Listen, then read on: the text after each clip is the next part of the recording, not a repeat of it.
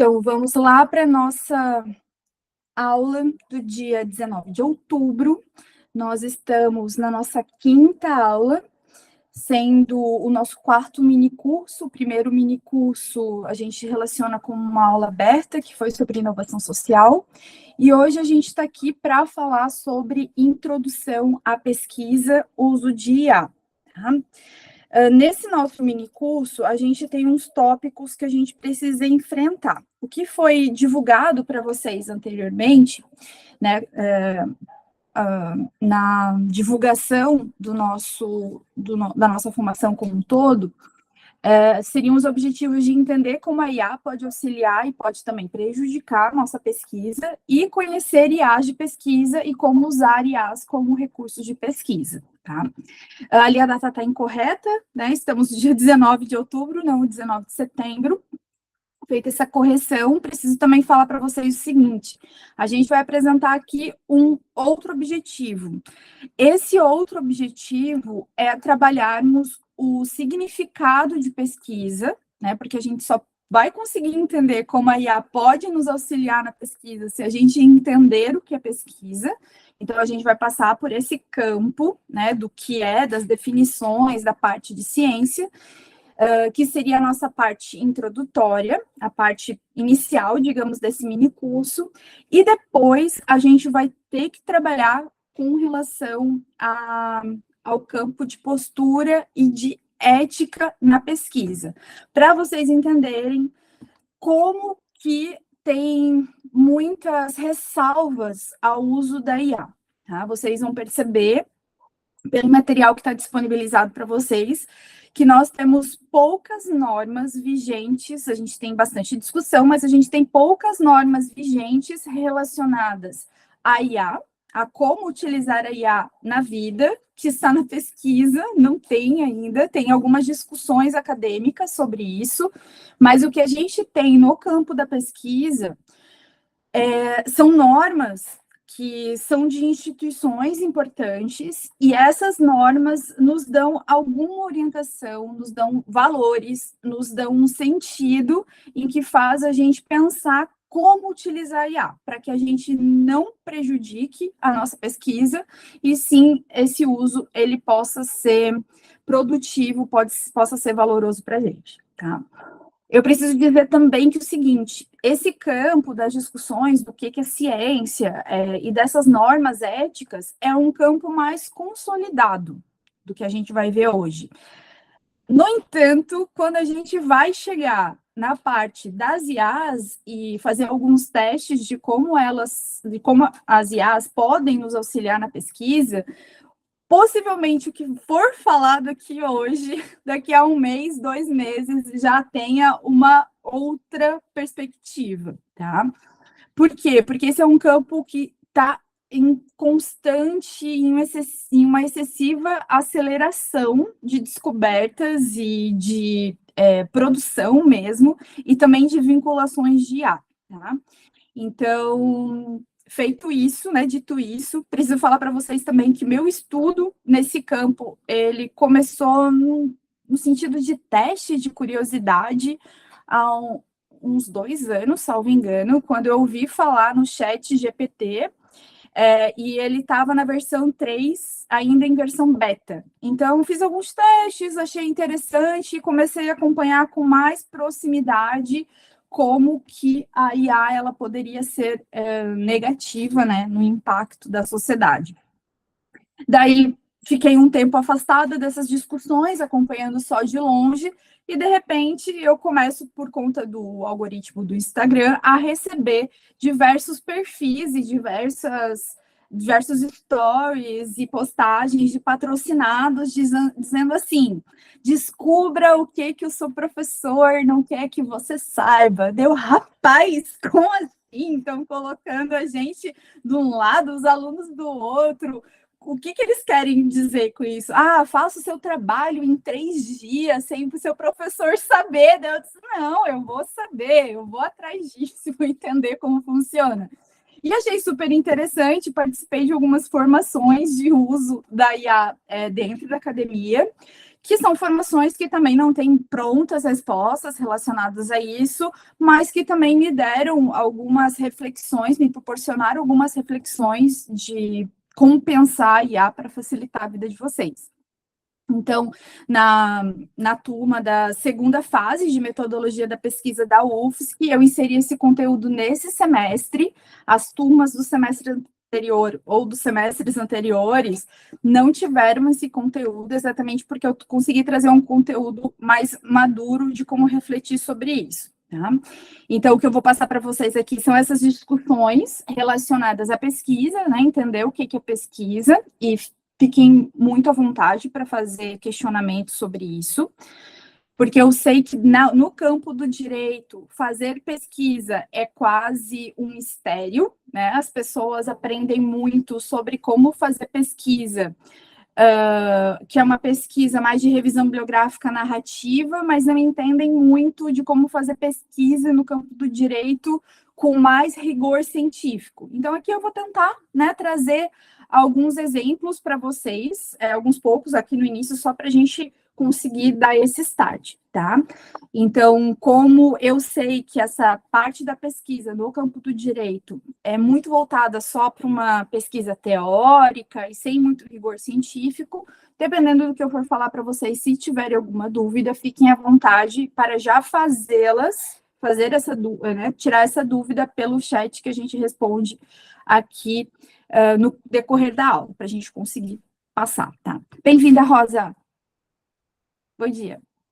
Então, mas aí a gente vai ter um momento também no final de interação, conforme combinado. Então, vamos lá. Nosso mini curso, Introdução à Pesquisa, uso de IA, 19 de outubro, a gente vai falar sobre pesquisa, a gente vai falar sobre como fazer a pesquisa e conversar sobre as normas, algumas normas éticas e técnicas disso, para que a gente consiga inserir o uso do IA e pensar como isso está sendo feito atualmente, tá?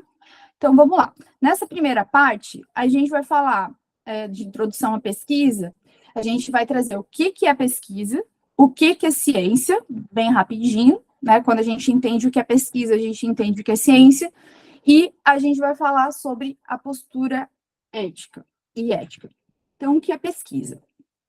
A pesquisa é uma atividade em que profissionais vão construir um determinado conhecimento. E para a construção desse conhecimento, para a gente chegar em determinados argumentos, em determinadas conclusões, a gente precisa passar por um passo a passo, né? A gente não chega numa conclusão pela vivência, ou porque eu tive né, fui em algum determinado lugar, eu vi as pessoas falando de uma forma aleatória e cheguei numa determinada conclusão. Isso seria mais, digamos, um senso comum, né? Quando a gente fala em pesquisa científica, a gente vai falar sobre necessariamente seguir um determinado roteiro para a gente chegar numa determinada conclusão, tá? O conhecimento, a partir disso, né, que é produzido a partir desse método, é chamado conhecimento científico, tá? Então, necessariamente precisa ter esse método. Esse método é compartilhado entre pessoas de uma determinada área do conhecimento e ou de outras áreas, desde que os seus pressupostos sejam coerentes. Isso eu trabalho bastante com as minhas turmas de metodologia, até trouxe um jogo, né? Fiz um protótipo de um jogo para a gente pensar essas áreas do conhecimento e como essas áreas do conhecimento vêm de uma forma diferente determinados fenômenos. E aí, alguns exemplos que eu trago e que eu trago aqui para vocês são o seguinte: quando a gente vai em algum determinado... Obrigada, Arthur. Quando a gente vai em um determinado congresso em que a gente encontra, né, pesquisadores da área das ciências sociais como um todo, das ciências humanas, a gente vai entender que existem ali alguns códigos, né, de valores, de como perceber a vida um pouco diferente. E não é num sentido somente teórico, de, eu escrevo sobre determinado autor ou sobre determinada teoria, outra pessoa entende sobre outra teoria. Não é somente sobre isso, é algo mais profundo. Se refere a determinados pressupostos que nós chamamos pressupostos epistemológicos, que são de orientação da vida como um todo. Então, para tornar isso, né, mais ilustrativo para vocês, teve em um congresso que eu fui, que se referia a uma rede de pesquisa empírica no direito. Isso me chamou bastante atenção, porque, como eu comentei com vocês, no campo do direito, o forte é pesquisa teórica, não é pesquisa de campo. E daí, quando eu fui nesse evento, eu estava muito animada, porque eu queria encontrar pessoas que tivessem feito pesquisas empíricas, pesquisas de campo. E eu participei de um grupo de trabalho em que foram apresentados diversos estudos, e ali tinha muita gente de outras áreas que estudavam o direito. Então, tinha a área da antropologia, da sociologia, da ciência política, da psicologia, e tinha algumas pessoas do campo do direito. E quando essas pessoas do campo do direito estavam apresentando o seu trabalho, estavam falando da seguinte forma, de uma forma muito categórica, né, que eu posso exemplificar para vocês com o seguinte: porque foi constatado, então, a partir disso, que o Poder Judiciário brasileiro tem tal inclinação para decidir sobre determinadas decisões. E quando a gente olhar para a pesquisa, essa pesquisa não era do Poder Judiciário como um todo, era uma pesquisa de uma comarca, de um fórum, de algo mais restrito, que não tinha cientificamente como fazer essa generalização. E aí, no momento dos debates, outras pessoas de outras áreas do conhecimento, que não do direito, trouxeram essa inquietação: como é que você pode fazer essa generalização? Como é que você fala de um lugar como se fosse um lugar universal sobre determinado conteúdo, sem apresentar um método que pudesse conferir essa generalização para esse caso? E daí ali teve um embate gigantesco, e a gente chegou à seguinte conclusão: a conclusão é que nas outras áreas da ciência, né, das ciências sociais e humanas, a gente tem um aprendizado desde a graduação dessa ideia que a ciência não é universal, a ciência é contextualizada, e o principal, que a pessoa pesquisadora, ela não fala em nome de um lugar universal. A pessoa que pesquisa, ela está olhando por um determinado objeto, para uma determinada relação, e julgando e observando esse objeto de pesquisa a partir de seus próprios valores. Então, a gente vai ver que na pesquisa de outras áreas sociais que não o direito, a gente vai ter uma discussão e uma certeza, digamos assim, um pressuposto científico de que o trabalho que vai ser realizado por essa pessoa vai ser um trabalho que vai ser relativo, ele não vai ser universal. E enquanto um trabalho relativo, o olhar do pesquisador, o olhar da pesquisadora vai enviesar necessariamente o trabalho. No campo do direito, não existe esse reconhecimento. No campo do direito, até pela própria formação, né, pelos valores da formação, é colocado como se aquele trabalho ele tivesse uma conclusão generalista, né? Como se fosse equiparada à própria ideia de lei. A lei serve para todos, então o trabalho científico no direito serviria para todos. Um grande ponto nessa parte que eu trago para vocês é a seguinte: quando a gente escreve algo no campo do direito, né, quando a gente está escrevendo uma peça jurídica ou mesmo um trabalho científico que seja um trabalho mais enviesado para essa lógica tradicional, generalista, sempre vai ser exigido da pessoa que ela escreva em terceira pessoa do infinitivo, que ela nunca se coloque, que ela não coloque as suas ideias, não coloque as suas opiniões, as suas dúvidas no papel. Já quando a gente está em outras áreas do conhecimento, é extremamente necessário que a pessoa use a primeira pessoa. Eu estou pesquisando isso, eu estou trazendo, esse foi a minha trajetória de pesquisa, esse é o meu método. Então, percebam que é uma escrita diferente e é uma percepção também da própria pesquisa de uma outra forma, né? Então, a gente vai ver que existem métodos e formas diferentes de como escrever, dependendo da sua área de conhecimento. E eu vou dizer para vocês que, né, trazer uma experiência minha, que quando eu fui para o campo da pesquisa na psicologia, e quando eu precisei escrever a minha tese da psicologia, isso foi muito difícil para mim, porque é basicamente você aprender uma outra forma de como escrever, e isso implica uma outra forma de como você olha a realidade, e implica uma outra forma de como você se entende também no mundo. Então, muitas vezes eu apresentei alguns escritos para os meus orientadores e eles falaram o seguinte: Grazi, tu denuncia muito que tu tem uma formação inicial no direito, porque tu está falando de um lugar universal que não existe, tu precisa se colocar. E eu, meu Deus, eu imaginava assim, pessoal, o que é eu me colocar nessa pesquisa? E daí eu precisei fazer todo um trabalho de entender qual era o meu lugar naquele campo que eu estava pesquisando, qual era o meu lugar enquanto uma doutoranda, e escrever a partir desse lugar, do eu, né? Então foi um processo bem tenso, mas ao mesmo tempo muito libertador de diversas questões, de eu entender de onde eu estava escrevendo e por que eu via determinadas situações que eu estava analisando daquela forma.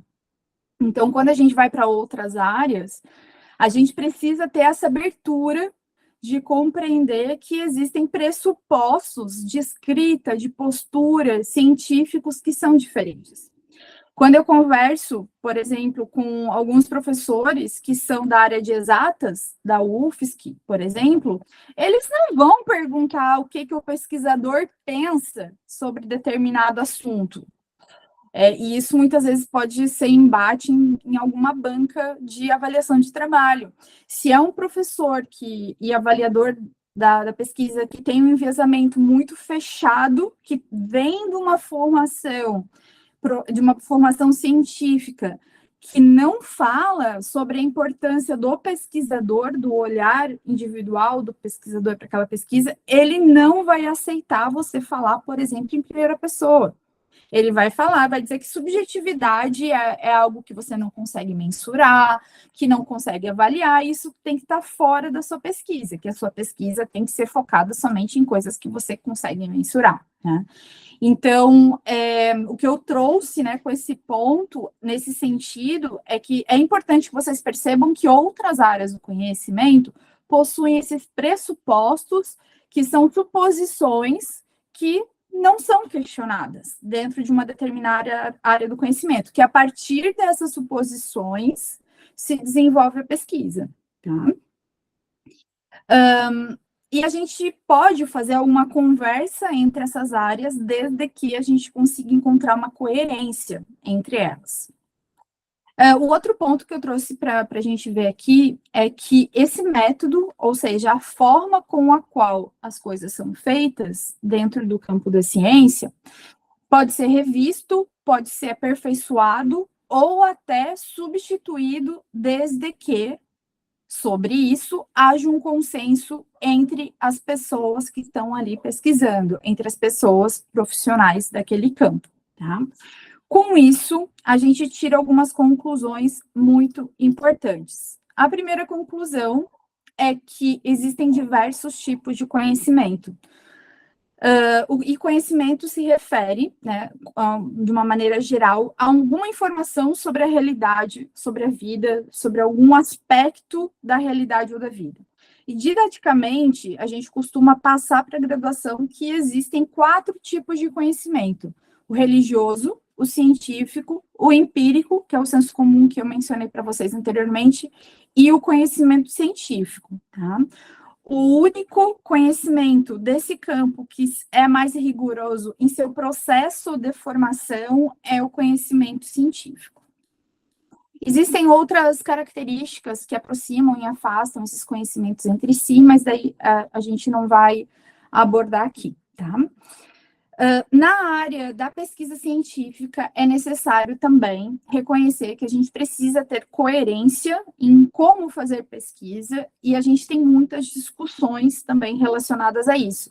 E é muito salutar que nós aceitemos discussões no campo da ciência. A gente gosta de discutir de uma forma saudável, a gente gosta de debater, a gente gosta de conversar sobre aspectos e sobre pontos de vista que possam melhorar o nosso método. Tá? Então, cada área do conhecimento está organizada em pressupostos científicos, como eu mencionei para vocês, que seriam suposições que fundamentariam esses campos de estudo. E há diversas discussões sobre essas pressuposições científicas, e daí eu dou como exemplo, e tem material para vocês dessas autoras ali ali na pasta que eu compartilhei, bem como, né, essas discussões trabalhadas por Isabelle Stengers, a Donna Haraway e a Judith Butler. Essas são autoras que vão trabalhar o questionamento do que é ciência e como é feito ciência. A Isabelle, ela vai trazer, por exemplo, a discussão de que a ciência, ela é um lugar elitista e é um lugar também muito político por consequência. Não a ciência, ela não vai se traduzir como uma atividade que você extrai verdades, né, do abstrato. É uma atividade que vai ser extremamente relacionada com interesses políticos e econômicos. Uhum. Vinculando a isso, a gente vai ter a Donna Haraway e a Judith Butler. A Butler vai trabalhar em um texto com mais profundidade essas questões, mas a Donna Haraway vai trabalhar com mais frequência. Em um texto que eu sugiro para vocês é Saberes Situados, ela vai dizer o seguinte, que a ciência, né, ela não vai se traduzir como algo objetivo, mas a ciência é algo extremamente subjetivo, produzido por determinadas pessoas que têm a possibilidade de alcançar esse lugar de produzir ciência, porque não é todo mundo que consegue chegar nesse lugar de produção de ciência. E isso se traduz também numa ideia ao longo do tempo. Então, a Donna Haraway vai questionar qual é esse olhar que se tem sobre a vida, qual é esse olhar que se coloca como científico e como autoridade, para se entender enquanto científico, na medida em que classifica a vida. Então, ela vai trazer uma perspectiva feminista, né, e apontar que essa objetividade, que está dizendo que determinadas conclusões científicas, elas são objetivas, que elas são neutras, que elas são universais, que elas não são objetivas, nem neutras, nem universais, que elas são muito localizadas e construídas a partir de um olhar específico, que é um olhar masculino, que é um olhar a partir de um lugar de pessoas com determinados interesses e acessos que podem construir esse conhecimento. E coloca em xeque a Donna Haraway, então, essa objetividade e essa neutralidade da ciência. Mas, assim, gente, essa é uma discussão gigantesca que a gente tem no campo da filosofia, da ciência, de epistemologias, mas é importante que vocês saibam que ela existe, tá? Uma outra conclusão que a gente chega daqueles pontos também é que o conhecimento científico envolve uma sequência de fatos e uma sequência de estudos. Por isso que eu sempre falo, não se preocupem em achar uma solução para os problemas do mundo, porque se a gente tivesse essa capacidade, possivelmente já teria aparecido, né, diversas soluções. A gente tem que pensar em contribuir dentro das nossas limitações, de uma determinada forma, sobre um determinado tema, e pensar que outras pessoas vão ter uma sequência, né, de continuidade da nossa pesquisa. Por isso, fazer pesquisa nunca é uma atividade isolada ou abstrata, porque a gente está no nosso contexto, no qual conseguimos enxergar as pesquisadoras, os pesquisadores anteriores, atualizar aquele tema para o nosso tempo e a gente vai deixar isso como um produto para quem vem na sequência, tá? Então, o conhecimento surge de um determinado contexto, sendo compartilhado naquele momento por determinadas pessoas. E se pauta também entendimentos anteriores em outras pesquisas e vai deixar como projeção para as pesquisas futuras, sejam nossas ou sejam de outras pessoas. Tá?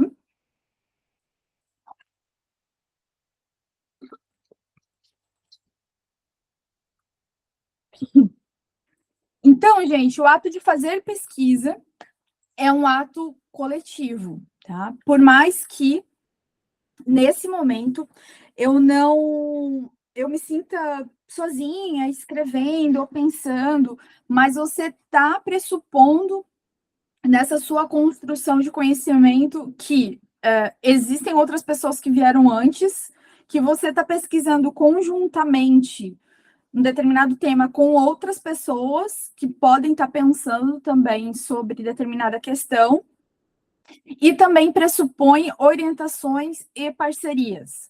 Gente, somente quando a gente quando a gente termina o doutorado, a gente não tem mais orientação de pesquisa, porque daí se tem a perspectiva, o entendimento na comunidade científica que eu já tenho a partir de uma tese, que é, que é uma construção de conhecimento em que eu inovei, em que eu construí algo novo. A partir desse momento, eu não preciso mais de orientação. Fora isso, iniciação científica, seja no ensino médio, na graduação, precisa de orientação, tem que ter um orientador. No mestrado, tem que ter um orientador. Na formação do doutorado, tem que ter um orientador. Na pesquisa de especialização, tem que ter um orientador. Então, a pessoa nunca está sozinha, ou nunca deveria estar sozinha. Precisa ter alguém do lado orientando o caminho e fornecendo referências bibliográficas. Tá? O que eu falo para os meus orientantes é o seguinte: não sumam. Se vocês somem, não tem como eu me comunicar com vocês. Fiquem próximos, se comuniquem, que é nesse processo de diálogo que a gente consegue travar essa parceria do fazer pesquisa. Tá? Aí eu trouxe um exemplo do que aconteceu comigo na semana passada, para a gente entender essa questão do método, que acaba sendo um pouco diferente, um pouco difícil na área do direito. Tá? Eu gosto bastante de assistir MasterChef, aprendo muito, né, assistindo e como fazer comida, tá? E o MasterChef, assim como a culinária como um todo, apresenta alguns protocolos de como cozinhar, né? Esses protocolos a gente chama de método ou chama de técnica. E aqui o exemplo é como fazer suspiro. Gente, vou dizer para vocês, eu não acertei ainda fazer suspiro, tá? Na semana passada, eu estava fazendo a partir das claras. Eu estava fazendo. O Gabriel está chegando aqui bem na hora que eu estou falando sobre a deixar a clara em neve. Então, talvez não entenda. Gabriel, bom dia. A gente está aqui falando sobre técnica, tá? Eu vou dar como exemplo para vocês. Então, como utilizar a técnica de fazer suspiro, que eu ainda não acertei. Então, vamos lá. A partir do ovo, eu vou retirar a clara, vou bater a clara. E aparentemente é nesse processo que eu tenho que colocar açúcar. E quando a clara tiver em neve, que é esse ponto da foto, eu vou conseguir colocar essa clara numa forma e colocar no forno. Tá? Esse seria o processo que eu não fiz na semana passada aqui com a minha família. A gente fez um outro processo, que não é esse que todo mundo diz que tem que fazer. A gente primeiro fez a clara em neve e depois colocou açúcar. Só que não deu certo. A clara desandou. Então a gente tentou, mesmo assim, mesmo molenga, a gente tentou colocar no forno, não deu certo. Saiu uma outra coisa, que não foi um suspiro, tá? Então ali, naquele momento, a gente pensou o seguinte, tá, a gente tenta num outro momento fazer a técnica certa, porque essa técnica que a gente jambrou não deu certo, tá? E a gente não seguiu a técnica conforme diz a receita, né, MasterChef. A gente não seguiu essa técnica porque eu já tinha feito a clara em neve para colocar num molho de maionese. então não teria como ali ficar adicionando o açúcar. Mas sobrou a clara em neve e a gente pensou, vamos fazer um experimento e colocar açúcar aqui e ver se dá um suspiro, tá? Não deu, não funciona, não é suspiro, deu uma outra coisa, um outro doce que não foi suspiro, tá? Para a ciência, gente, eu tentei fazer essa equivalência para a gente pensar nos protocolos de como fazer pesquisa. A gente pode fazer ouvindo vozes da cabeça, enfim, diversas formas de como produzir um artigo. Se você não cumpre com as técnicas específicas que os pesquisadores utilizam e legitimam, você está fazendo qualquer coisa, menos pesquisa, tá? Então, aqui eu coloquei só 2 imagens para ilustrar esse momento. Eu coloquei normas jurídicas no Google geral, e daí eu tive ali diversas informações. Vocês vão ter milhares de informações do que significa normas jurídicas ou de como pode pesquisar normas jurídicas, mas para você conseguir transformar essa informação num artigo, tu precisa de técnica, tu precisa entender o que fazer com essa informação. Não adianta ser simplesmente escrever no modo redação, que é o que a gente aprende, né, para passar no vestibular, que não vai dar certo. Vai ser uma redação, mas não vai ser um artigo científico. Então, para você conseguir chegar num resultado que é científico, você precisa passar necessariamente pelo método, tá? Então, quando a gente vai falar da pesquisa, a gente traz o que é ciência. O fazer pesquisa é uma atividade da ciência, das cientistas, dos cientistas. E eu tenho uma amiga que trabalha mais ou menos nesse mesmo campo que eu, e que ela vai falar que a ciência é o que os cientistas, as pessoas cientistas fazem, né? Então, vai ser um conjunto de conhecimentos, né? O que a gente realmente faz? A gente vai produzir um conjunto de conhecimentos sobre fatos que vão ser investigados de uma determinada forma, controlada e descrita, para que seja possível a sua verificação de validade e para que a pesquisa possa ser replicada. Isso é algo que eu canso de repetir nas aulas. Você precisa, quando você fizer a sua pesquisa, fazer um passo a passo que possa ser reproduzido caso alguém queira seguir os mesmos passos que você, e para que esse passo a passo ele seja validado quando for avaliado por uma banca, seja uma banca numa revista, ou seja numa banca de validação do seu trabalho científico, tá? Essas bancas representam a comunidade científica que vão dizer que o seu trabalho está ok ou não é um trabalho científico. E a ciência é contínua, conforme eu já comentei com vocês, que a gente tem novos conhecimentos a partir do aperfeiçoamento, negação, reafirmação de um dado conhecimento, e que o avanço da ciência não é feito de qualquer forma. Deve ser feita por preceitos normativos. Por isso que é tão importante a gente falar sobre ética e ter essa relação com a inteligência artificial, tá? E aí a gente vai para o final dessa primeira parte, que se refere às diretrizes de destaque que a gente tem de como fazer pesquisa. Eu trouxe aqui, de uma maneira muito geral, diretrizes éticas do CNPq, diretrizes internacionais e as resoluções 466 e a 510 do Conselho Nacional de Saúde. Por que o Conselho Nacional de Saúde está metido em fazer pesquisa? Porque fazer pesquisa vai impactar a vida das pessoas. Ah, professora, mas a pesquisa não machuca as pessoas. Depende que tipo de pesquisa, de que tipo de lesão pode ser feita. A gente pode, inclusive essa preocupação do Conselho Nacional de Saúde, pensar o seguinte, que existem pesquisas cujas conclusões possam ser utilizadas de uma forma equivocada e produzindo mal para a sociedade, tá? E a gente tem histórico sobre isso que nem eu vou mencionar para vocês.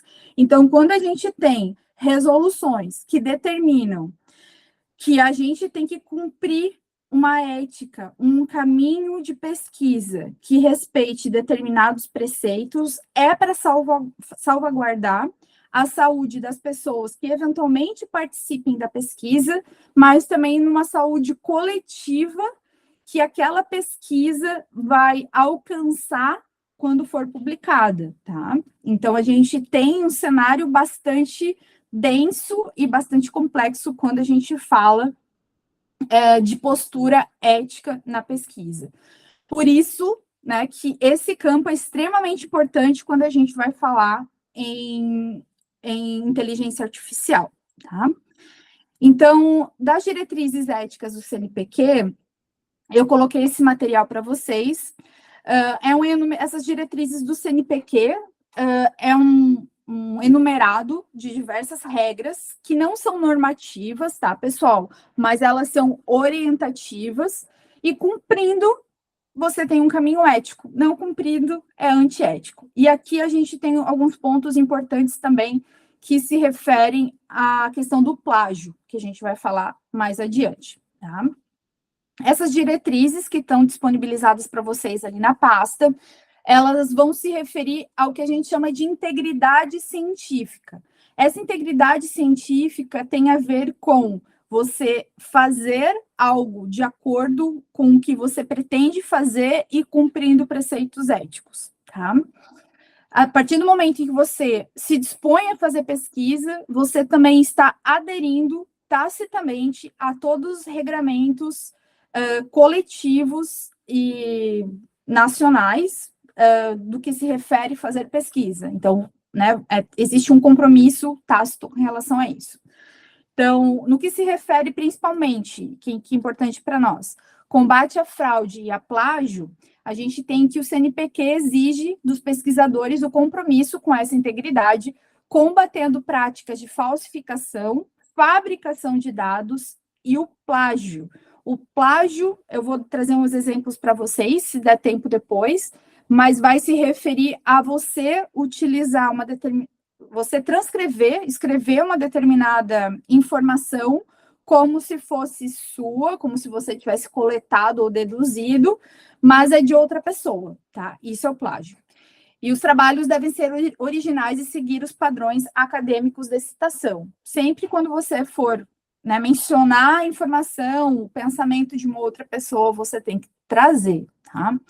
E publicação ética. Os pesquisadores devem publicar seus resultados de forma clara e transparente, garantindo que todos os dados apresentados sejam verificáveis e reproduzíveis. E aí, gente, aqui tem 2 pontos que são muito sérios quando a gente fala de IA. A IA, como a gente vai ver mais adiante, possui códigos fechados do seu funcionamento. Então, existem determinadas informações que a gente não, que são dadas pela IA, que a gente não sabe de onde vem, tá? Então, essas informações sem referência, elas podem esbarrar nessas normas relacionadas à fabricação de dados, a plágio, e também descumpre com o que a gente coloca, que a gente entende como a publicação, a divulgação do seu caminho de percurso da pesquisa, do seu próprio método. Então, vejam, isso é algo que chega e esbarra no centro do pensamento científico, que é a necessidade de ter um método, de ter um passo a passo que você vai seguir para chegar numa determinada conclusão. Esses dados não estão abertos para nós quando a gente fala em inteligência artificial, tá? Depois a gente aprofunda um pouco mais isso. A gente tem também as diretrizes éticas internacionais para pesquisas relacionadas à saúde envolvendo seres humanos, e daí já falei para vocês o porquê da saúde. E aqui eu vou destacar a diretriz 1, que se refere ao valor científico social e respeito a direitos, que é o que tem a ver com o nosso campo. Justificativa ética. Toda pesquisa deve ter o valor científico e social, visando gerar conhecimento para proteger e promover a saúde. O uso dos resultados das pesquisas. Pacientes, profissionais da saúde, pesquisadores e outros dependem dos resultados para tomar decisões que impactam a saúde pública e individual. 3. Sobre a responsabilidade ética, os pesquisadores e instituições devem garantir que os estudos estejam cientificamente sólidos e baseados em conhecimento prévio. Não tem que tirar de vozes da cabeça, tá? Conhecimento prévio. 4, respeito aos direitos humanos. Isso indica que a pesquisa deve respeitar os direitos e ser justa com participantes e comunidades envolvidas. E 5, limitação ética. O valor científico não pode justificar maus tratos e nem injustiças, tá? A gente tem daí, como eu comentei com vocês, a resolução 466 do Conselho Nacional da Saúde, que vai dizer que a pesquisa ela deve respeitar a autonomia da pessoa participar ou não, a não maleficência, não, que significa não produzir o mal, a beneficência, que significa ter que produzir o bem, a justiça e a equidade. Que a gente não vai se demorar muito. E aqui também não. Na resolução 510, a gente vai ter alguns procedimentos mais específicos de como a gente vai utilizar as informações das pessoas. E aí eu trago um exemplo para vocês de uma aluna que está na fase de TCC e me perguntou o seguinte: profa, eu sou estagiária numa determinada instituição jurídica e eu tenho acesso a vários dados, a várias informações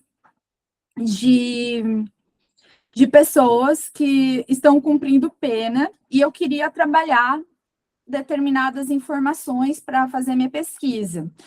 Posso? E eu falei, depende. Ela não pode se utilizar da função dela como estagiária num determinado lugar para fazer uso daquelas informações que ela tem acesso como estagiária, como pesquisadora. São duas funções diferentes. Ela tem acesso a tais informações para um determinado objetivo, que é o objetivo do estágio dela. Ela não pode fazer uso daquelas informações para outro objetivo, que é o objetivo de fazer pesquisa. E aí, como é que a gente faz? Existem, em várias instituições, inclusive na nossa, na UFSC, o Comitê de Ética em Pesquisa. Então, ela vai precisar apresentar uma proposta de pesquisa para o Comitê de Ética, e o Comitê de Ética vai dizer o seguinte: olha, a gente precisa, para validar a tua pesquisa, para que a tua pesquisa cumpra determinados preceitos, a gente precisa da autorização do tribunal também, nesse sentido, para você conseguir acessar essas informações. E aí, se tem todo um protocolo à parte para você poder fazer essas pesquisas, porque senão, inclusive, você pode ser processado por fazer divulgação de informações de dados sensíveis na pesquisa, e muitas vezes, né, a pessoa está ali realmente de boa fé, mas tem que ter esse cuidado de como produzir isso, tá? Então, a gente vai ter, e o que eu destaco dessa resolução é que existem informações que eu posso coletar, que eu não preciso passar pelo comitê de ética, né? E daí tem algumas informações como informações para pesquisa de opinião de pessoas não identificadas, e também aqui é algo que eu utilizo para atividade realizada com o intuito exclusivamente de educação, ensino ou treinamento, sem a finalidade de pesquisa científica. Em algumas turmas, às vezes, principalmente de metodologia, eu passo um questionário, que é uma coleta de dados sobre algumas informações do perfil socioeducacional das pessoas, que é para depois eu tratar esses dados, a partir dessa coleta, fazer uma análise desses dados e ter um perfil da turma. Então, nesse sentido, eu não preciso passar pelo Conselho Nacional. Agora, se eu quisesse publicar esses dados, eu precisaria, tá? Eu quero dar destaque, deixa eu ver aqui, aqui aquelas diretrizes, né, éticas do CNPq sobre integridade científica, voltando ao primeiro ponto, que a gente vai ter 6 pontos que são extremamente importantes para daí a gente conseguir chegar na IA. O primeiro ponto, combate à fraude científica. O segundo, ética na publicação. 3, responsabilidade na coleta e na análise de dados. 4, boas práticas na elaboração científica. 5, prevenção e tratamento de má conduta científica. E 6, transparência e reprodutibilidade. E aí, pessoal, tendo esses pontos como importantes para a gente vai entender que a integridade científica vai muito além da simples adesão a normas. Ela envolve uma responsabilidade moral e ética de quem pesquisa para com a sociedade e para com a própria ciência. E a promoção de boas práticas e prevenção à fraude são fundamentais para garantir que o conhecimento seja confiável, útil e esteja alinhado aos princípios de justiça e transparência. No Brasil, a gente tem o CNPq como uma referência para garantir que a pesquisa, financiada ou não, siga rigorosos padrões de ética e integridade e preserve a credibilidade e a qualidade da ciência no país. Tá? Aqui vai dar tempo, vou passar para vocês sobre os plágios, aí é algo bastante importante para a gente chegar na IA, tá? O plágio vai ser caracterizado como um ato de apresentar o trabalho ou ideias de pessoas como se fossem suas, sem dar o devido crédito ao autor original. Então, a gente pode ter o plágio direto, que é aquele copia e cola, sem dar o crédito, o plágio por parafraseamento, que não é o copia e cola, você vai ler, né, quando você lê uma determinada frase, transcreve com outras palavras, mas fica a mesma ideia, tá? Isso também é plágio. Plágio por ideias, que é usar ideias ou conceitos de outro autor sem dar o devido crédito. E o plágio, autoplágio, que acontece bastante, e isso acaba sendo bastante questionado também quando a gente precisa publicar muito trabalho, que representa a reutilização do seu próprio trabalho prévio e apresentação como se fosse novo, sem informar ao leitor ou à instituição que aquele trabalho já foi, né, aquelas ideias já foram utilizadas em outro trabalho.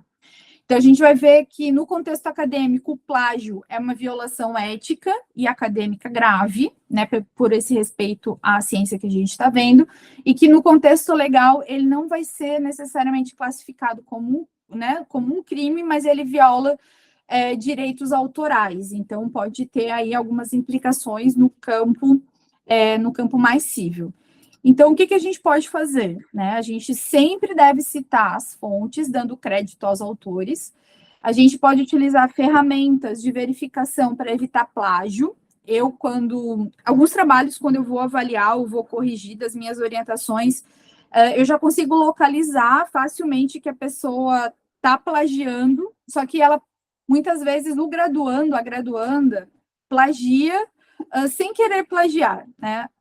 Muitas vezes a aluna acha que não deve ficar citando todo mundo que utilizou. E daí eu falo, não, tu tem que citar todo mundo que tu utiliza para o teu trabalho. E isso vai dar consistência para a tua escrita. Então, quando eu acho, por exemplo, uma página inteira sem nenhuma citação, eu já digo para a pessoa, aqui tu tem que trazer a fonte. Quem que falou isso aqui, né? Da onde que tu está tirando essa informação? E em outras situações, a gente pode utilizar também essas outras ferramentas tecnológicas para essa verificação. A gente precisa também conhecer o estilo de citação que é exigido em determinado campo e parafrasear corretamente, tá? Citando sempre a fonte original. E a gente tem algumas outras práticas que são extremamente importantes para a gente chegar agora na IA, que é não se abster da sua forma de pensar, mesmo que você tenha muita coisa para fazer e você se utilize da IA, tá?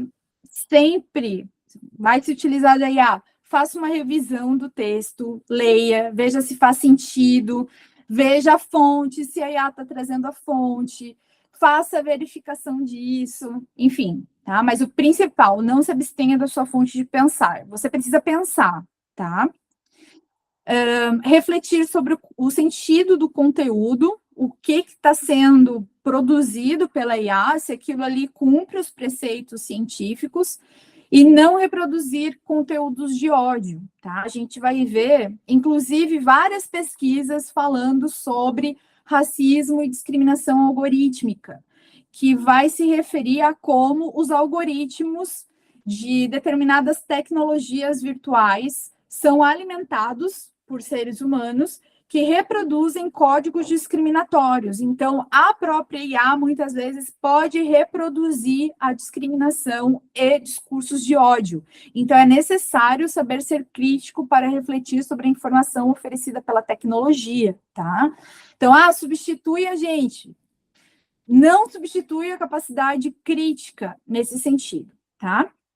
E aí, a gente vai para rapidamente pensar o que é IA e preparar a gente lá para nossas ferramentas. Bom, então, o que é IA? Aqui eu coloquei um textinho um pouco mais longo. A inteligência artificial vai se caracterizar como um tipo de tecnologia que vai apresentar características simulativas a características humanas, que são características relacionadas ao aprendizado, à responsividade, a análise de dados e a tomada de decisões. Então, vocês vejam, né? Acho que aqui talvez todo mundo já tenha ouvido falar um pouquinho sobre inteligência artificial.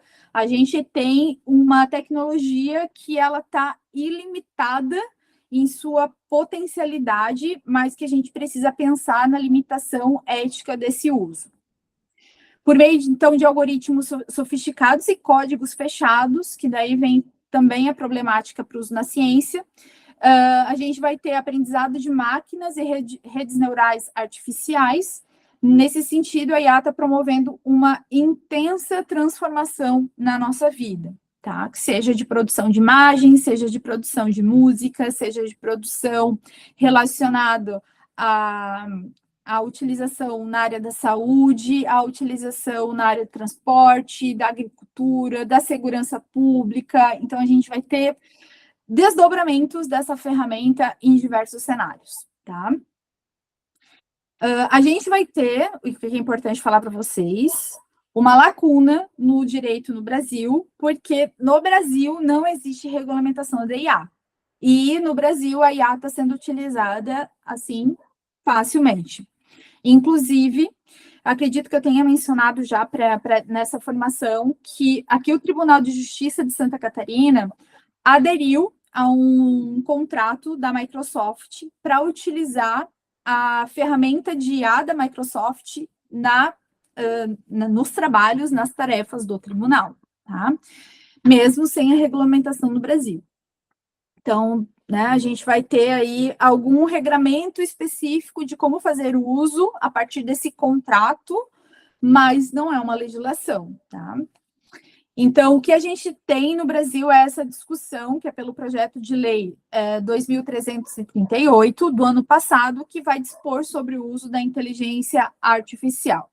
E aí eu quis destacar para vocês, desse projeto, que a gente tem o artigo 14 e 15, que vão falar do risco excessivo, que é um tipo de classificação da IA, que é bastante importante de ser destacado, tá? No artigo 14 está descrito o seguinte: são vedadas a implantação e uso de sistemas de inteligência artificial.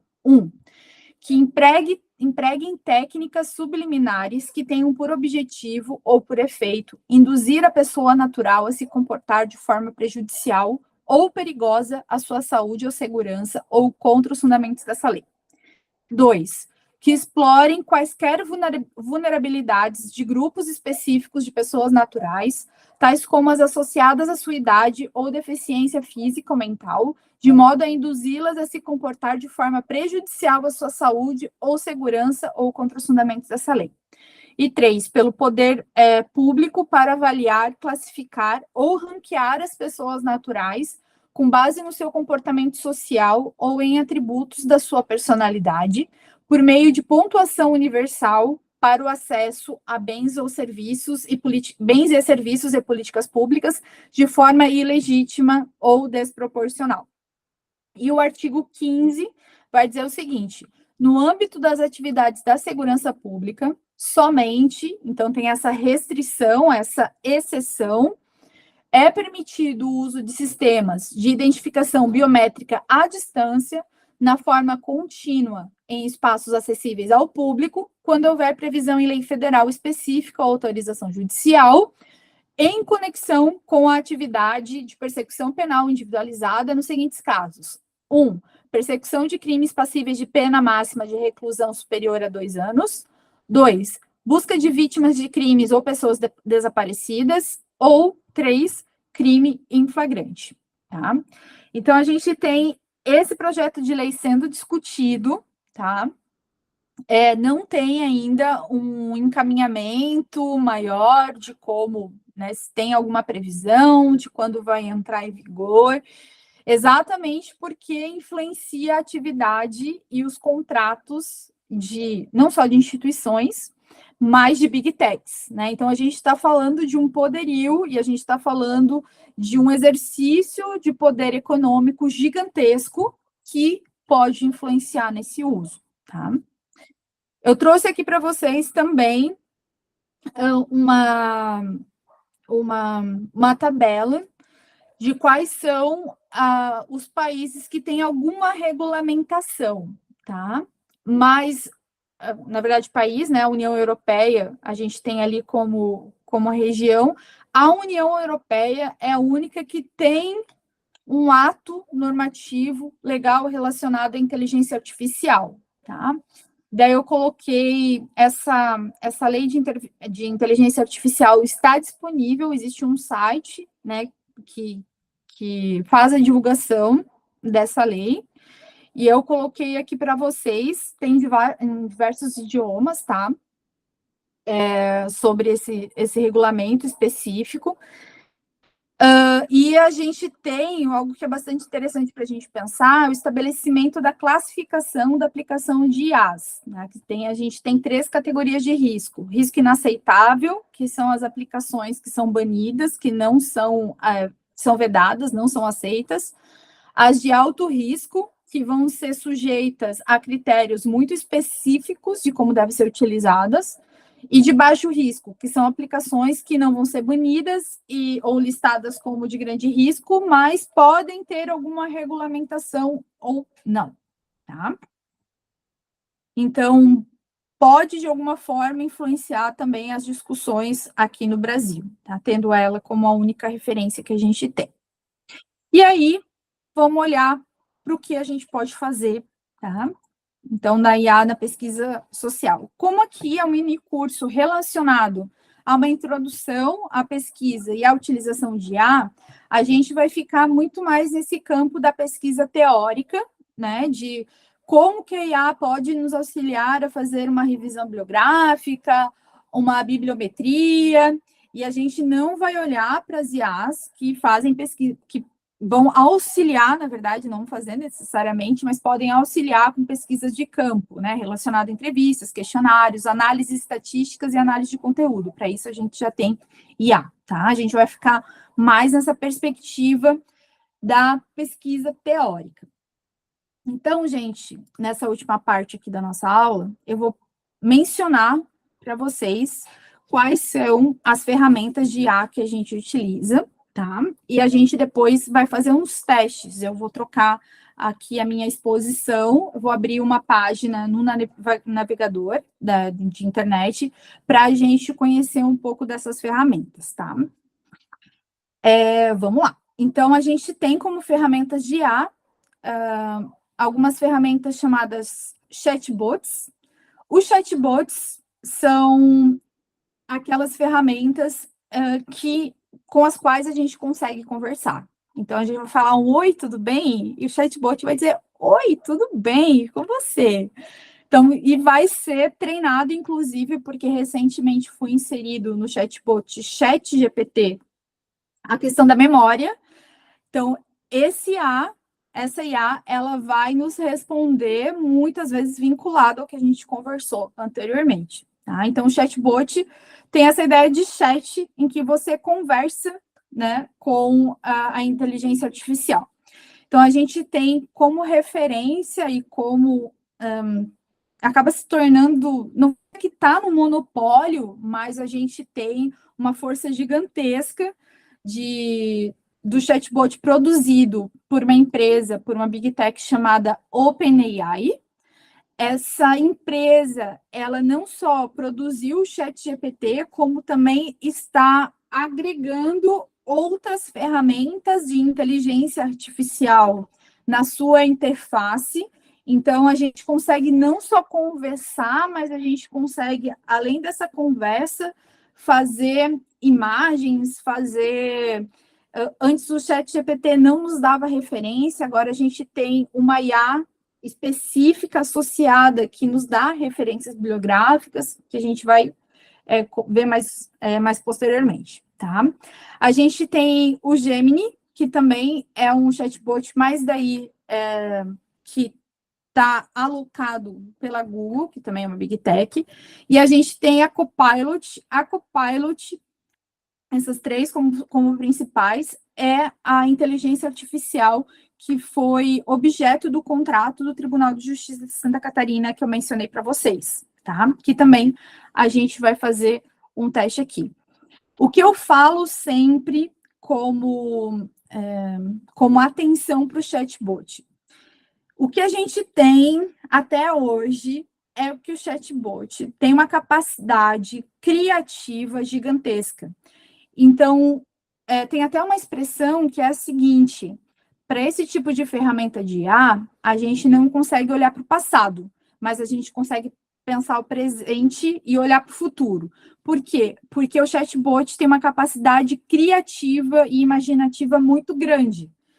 Então, a gente teve casos, por exemplo, situações em que foi apresentada uma petição inicial por um advogado, e ali nessa petição inicial tinha indicação de uma lei ou de um julgado que não existe, que foi criado pelo chat GPT, tá? Então, nesse sentido, a gente precisa ter esse cuidado.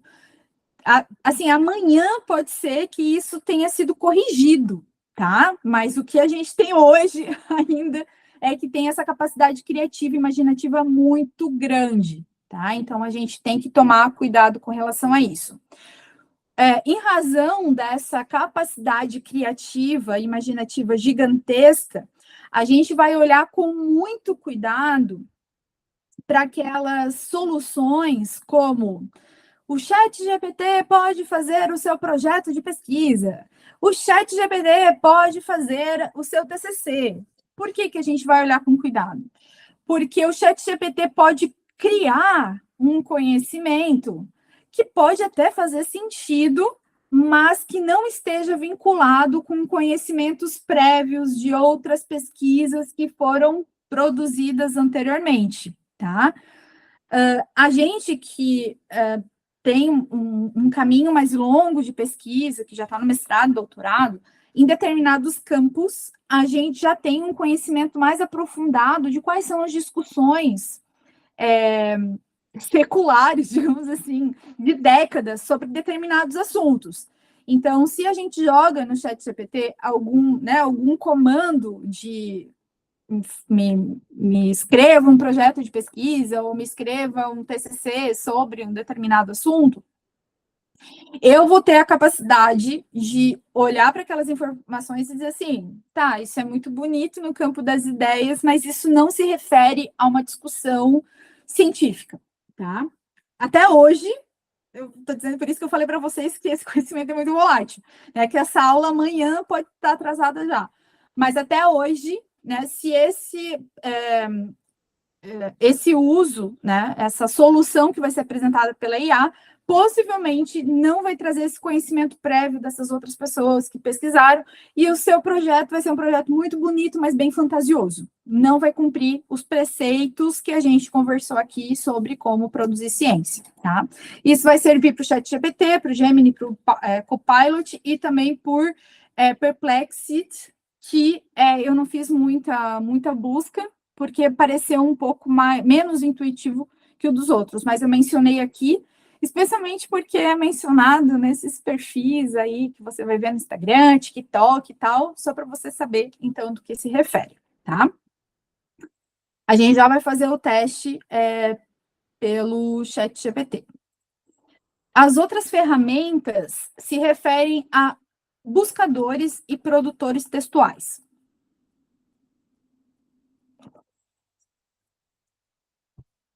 E aqui a gente vai dar uma olhada nos três, tá?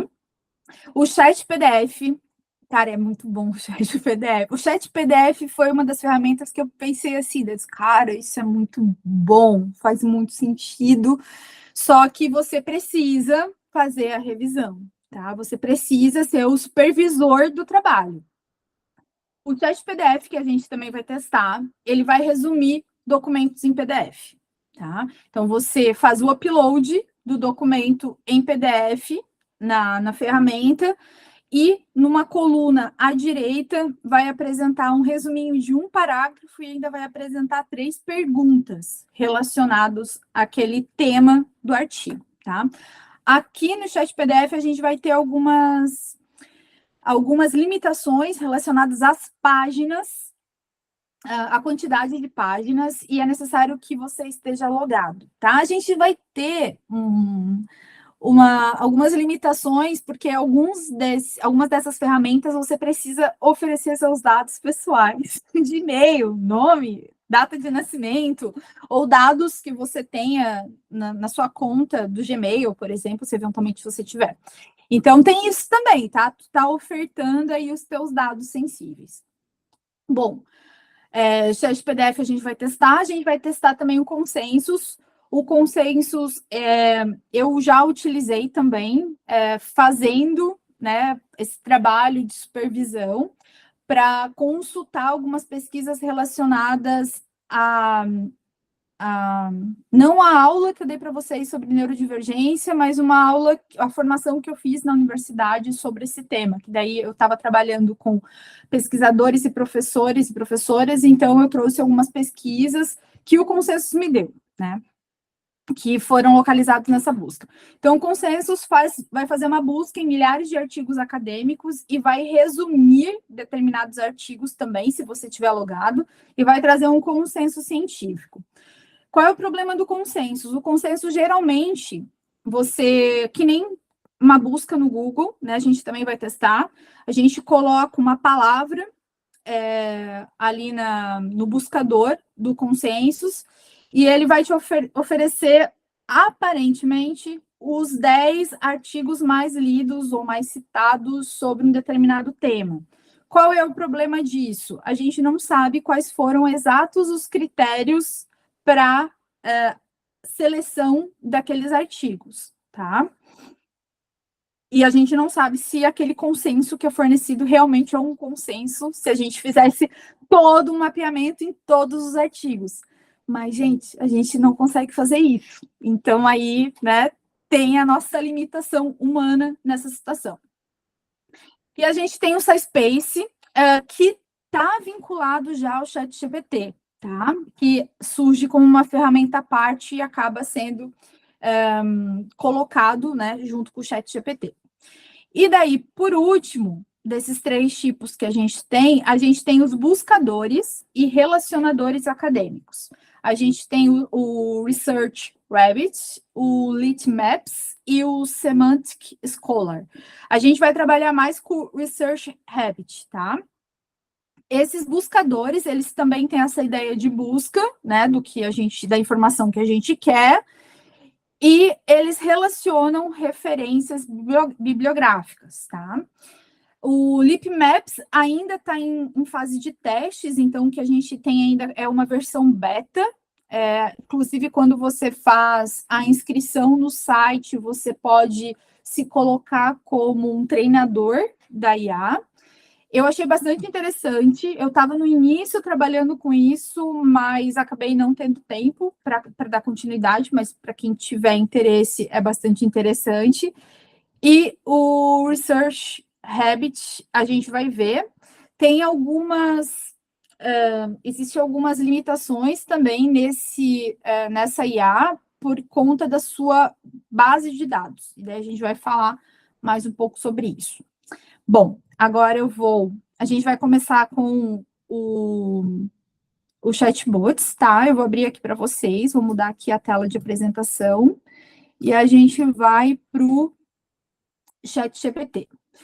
Lembro vocês que, deixa eu só mudar aqui, ver se eu consigo compartilhar, fazer alteração aqui. Não, deixa eu parar de compartilhar. Eu lembro vocês que a gente vai trabalhar com as IAs, eu já estando logada, tá? Então, eu já fiz o passo a passo de login dessas ferramentas, tá? Então, aqui é o primeiro, essa aqui é a interface geral do Chat GPT, tá? E eu quero passar aqui amplamente só para, eventualmente, caso vocês não tenham um conhecimento ou não tenham visto ainda sobre as possibilidades, que são gigantescas, tá? Então, a gente pode aqui programar, fazer uma programação a partir de A. A gente pode, deixa eu ver o que mais, o que está em alta aqui? Gerar imagens. A gente pode pedir para fazer algum conteúdo específico. O Canva eu cheguei a utilizar algumas vezes para resumir. Tem assuntos que eu não tenho uma capacidade de síntese muito boa, então muitas vezes para exposição no slide fica ruim e eu já fiz uso da ferramenta dentro do Canva. Se vocês quiserem, depois a gente faz esse teste. Deixa eu ver aqui o que mais. Criador de vídeo por IA, apresentação de slides. Tem vários, gente, aqui dividido por tópicos, escrevendo, produtividade, pesquisa e análise, educação, estilo de vida, mapa astral, terapeuta, tá escrito aqui. Graças. Oi, Rosa. Esse modelo que você está, esse aplicativo do Chat GPT é pago? Esse que você está utilizando? Não, esse é gratuito. Ah, tá, porque eu uso gratuito, queria saber se tinha diferença. Não, esse é gratuito. Só que eu tô logada, tá? Terapeuta, né? Psicólogo, terapia não médica. Meu Deus, esse aqui eu não testei ainda, tá, gente? Eu vi hoje, quando eu tava montando o hall de IAs para a gente trabalhar aqui, eu vi esse, tenho que testar, tá? Programação, que eu já comentei, enfim, tem uma multiplicidade de coisas que a gente pode fazer aqui, tá? Vocês vão ver aqui que a gente pode. Aqui tem os principais que eu já utilizei e já testei, tá? O Chat GPT, de uma maneira ampla, o SciSpace, que eu mencionei para vocês, depois como um buscador, que a gente vai testar também, e tem aqui uma de revisão de texto, tá? Que a gente não vai testar aqui, porque não vai dar tempo. Mas vamos lá para o Chat GPT, tá? Então, vou fazer um teste aqui com ele. Olá, bom dia, tudo bem?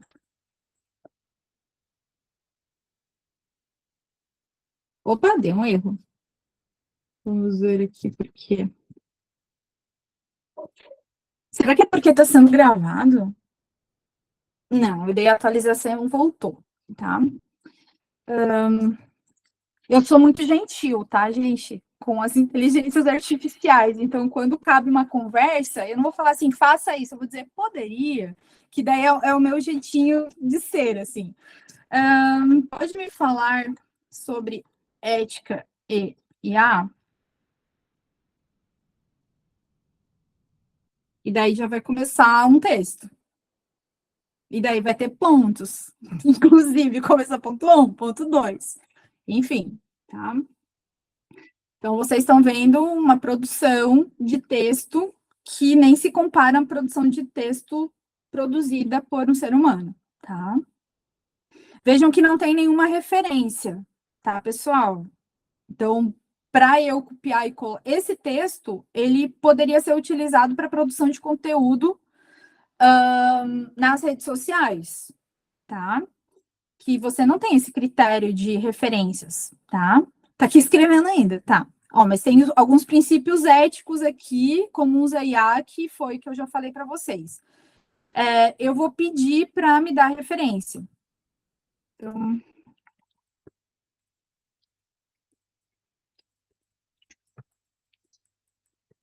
poderia me dar as referências bibliográficas desse conteúdo?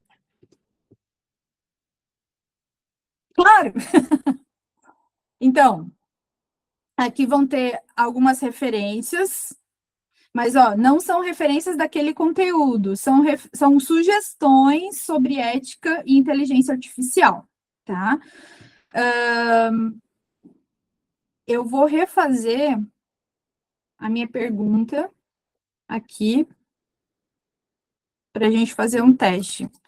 Pode me falar sobre... Pode escrever um texto com referências biográficas sobre ética e IA?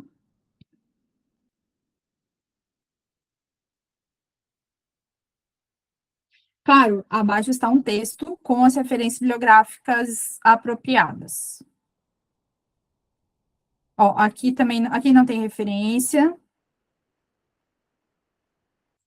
Daí vão ser umas referências que vão ser umas referências mais espaçadas, como de paráfrase, tá?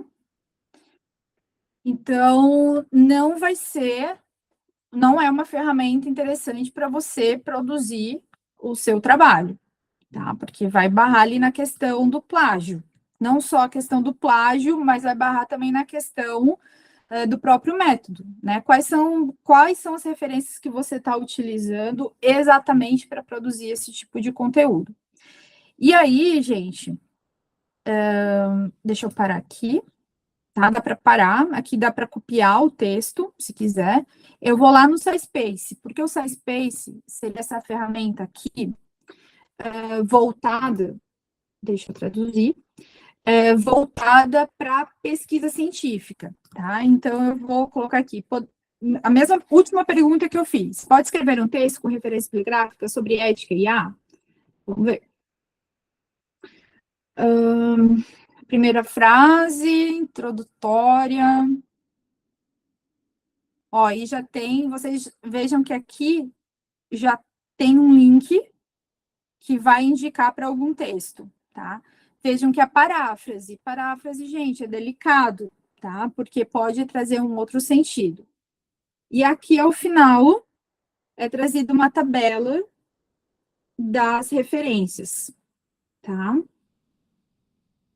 Essa formatação não é, deixa eu aumentar aqui, não é uma formatação, opa, aquela formatação ali apresentada, gente, não é uma formatação adequada, tá, para um trabalho científico, tá? Então, a gente tem aí esse olhar de cuidado, né, com relação a essas informações, teria que abrir esses textos e verificar se realmente estão falando isso, tá? Por uma perspectiva ética. E esse formato de bibliografia também não é adequado, tá? Então, quais são... Aqui tem outras questões que eu poderia, daí, aprofundar, né? Quais são os riscos associados ao uso de IA, como a ética na IA pode impactar a privacidade dos usuários, o que é viés algoritmo, que é algo que a gente já falou, tá?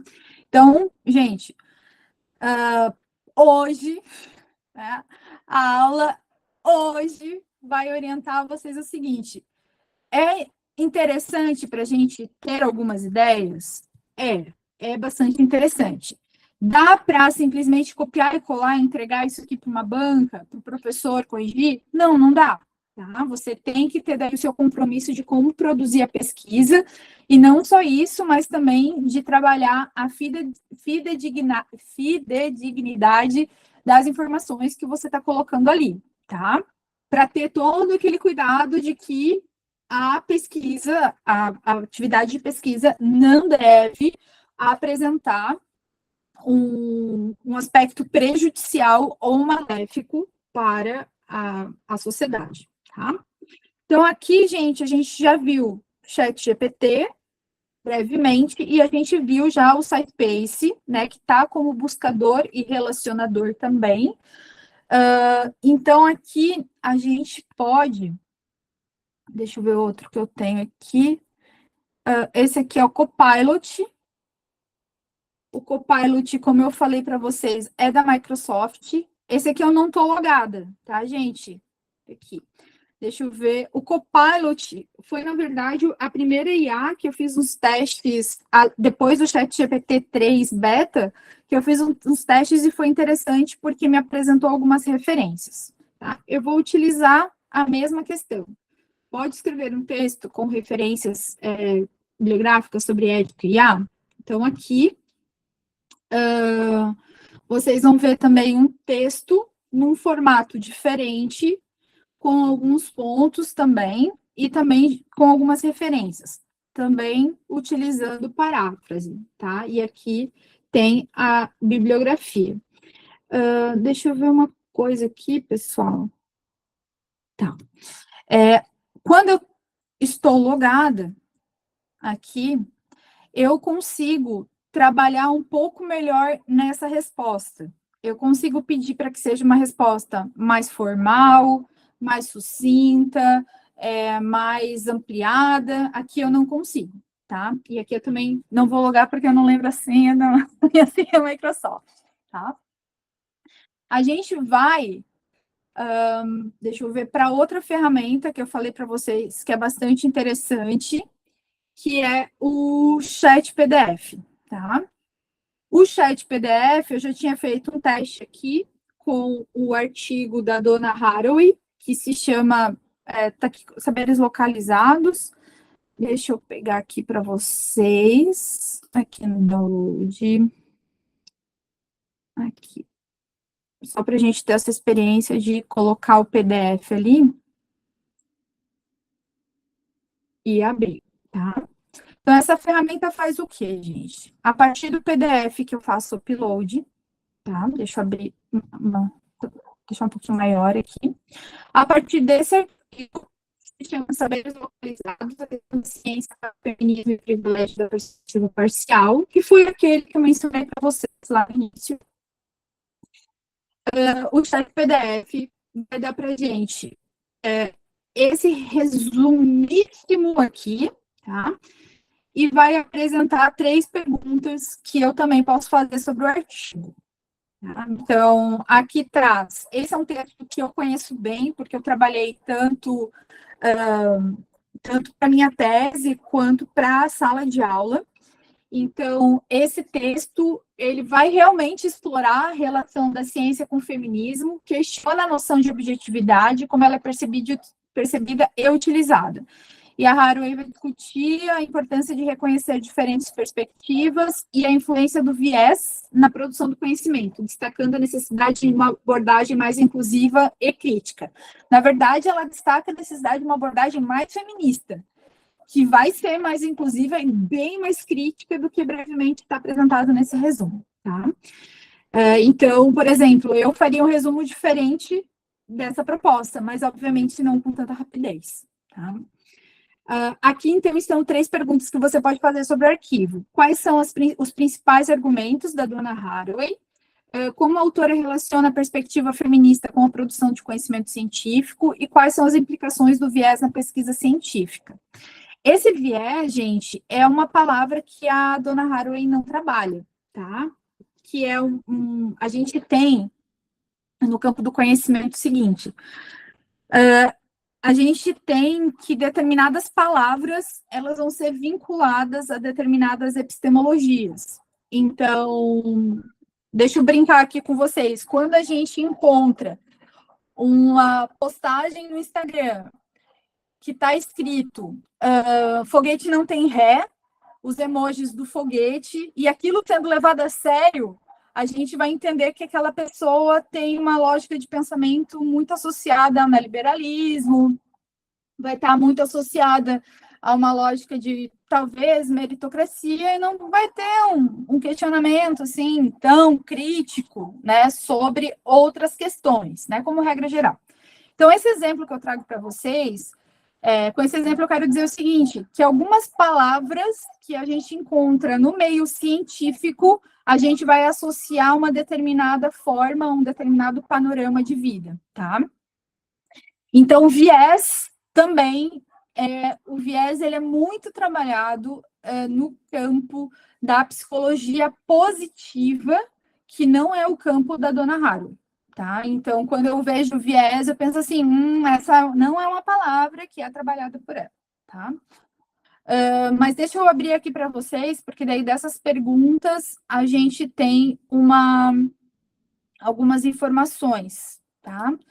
Então, eu cliquei aqui na flechinha, é como se eu estivesse dialogando com a ferramenta, né, fazendo aquela pergunta, e aí a gente vai ter as referências, tá? Daí vai ter uma ampliação dessa resposta, né? Vai ser algo mais detalhado, e aqui, ó, tem essa indicação da página 8, e daí tem a indicação de onde que tirou aquela informação. Aqui também a página 28, a página 27, tá? Que acaba facilitando esse processo de checagem, tá? Do que a ferramenta está proporcionando para a gente, tá?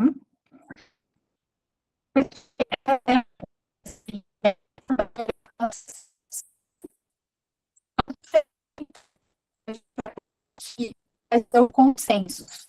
Consensos, ele tem uma base científica, um banco de dados científico, tá? Que eu também vou fazer a tradução. Então, eu estou logada, e estando logada também é gratuito, tá, gente? Estando logada, eu tenho algumas possibilidades mais do que não estando logada, tá? Deixa eu colocar aqui. Eu vou colocar. Foi uma pesquisa que eu tinha feito, que foi super interessante. TDAH e telas. Deixa eu ver o que aparece. Vocês vão encontrar nessa parte inicial aqui uma síntese do assunto, que vai falar sobre TDAH enquanto um distúrbio, e com o aumento do uso de telas em crianças, há uma preocupação crescente sobre como essa exposição pode influenciar os sintomas do TDAH, tá? Daí aqui vocês vão ver alguns tópicos de estruturação de insights desses estudos, que é dado pela ferramenta, e aqui a gente tem a numeração das fontes, tá? Também no modelo de paráfrase, não tem uma indicação direta. E aqui ainda tem uma conclusão. Aqui tem uma sugestão de buscas relacionadas, e abaixo tem mais detalhes sobre essas referências que foram trazidas. Então, a primeira aqui, uso de telas e sua associação com sintomas de TDAH. A exposição a telas relacionados aos sintomas de TDAH e a perturbação do sono. Uso de mídia de tela e comportamentos relacionados ao TDAH. 4 décadas de pesquisa, vejam que tem bastante tempo que esse assunto vem sendo trabalhado. E daí aqui tem os tipos, ó, de procedimento, de método desses trabalhos, tá? Então, por exemplo, aqui, uma revisão sistemática. A revisão sistemática, e aqui já traz o que significa, né? É o resumo da literatura científica relacionada a uma questão específica. Mas também, para fazer uma revisão sistemática, a gente precisa de método, não é qualquer revisão. Professora, busquei os 50 primeiros artigos que apareceram no Google. Isso não é uma revisão sistemática, tá? A gente tem estudo observacional também, que se refere ao estudo de campo, tá? Que também aqui a gente tem a definição. Então, a gente tem mais uma revisão sistemática, uma meta-análise. A meta-análise, ela vai trazer meio que uma mistura de revisão sistemática com uma reavaliação dos artigos. Então, você, inclusive, reavalia o próprio método dos artigos que você achou. Geralmente, uma meta-análise ou uma revisão maior, ela é feita a nível de doutorado, tá, gente? Então, tem alguns procedimentos científicos que são feitos somente a nível de doutorado. Exigidos, né? Não feitos. A gente pode fazer também na graduação, mas uma exigência para a tua titulação somente para doutorado. Enfim, nessa ferramenta aqui eu meio que me perco, porque tem bastante, me perco no sentido de hiperfoco, assim, porque tem bastante pontos que são muito interessantes. Ó, aqui tem, esse daqui está altamente citado, referente a um artigo, entre os 5 melhores artigos mais citados no banco de dados, né? Mas como foi construído esse banco de dados? Também não sei, tá? Então, a gente vai ter essas dúvidas de como essa seleção é feita, quais são os indicadores, e toda essa questão para o campo da ciência acaba sendo uma reflexão bastante importante, tá? Para a gente cumprir aqueles preceitos lá que a gente comentou. E, deixa eu ver aqui, pessoal, tem o outro que eu quero passar para vocês, que não seja repetido, é o Research Habit, tá? Eu acho ele pouco intuitivo, tá? Deixa eu traduzir aqui também. Lembrando que amanhã tudo isso pode mudar e pode ficar muito mais tranquilo, muito mais fácil, enfim. Mas vamos lá. Aqui eu já fiz uma busca sobre a Judith Butler, que é uma autora que eu trabalho, e quando eu faço essa busca dentro dessa ferramenta, vai abrir essa coluna aqui, em que eu posso fazer o explorar dessas pessoas. Então, deixa eu abrir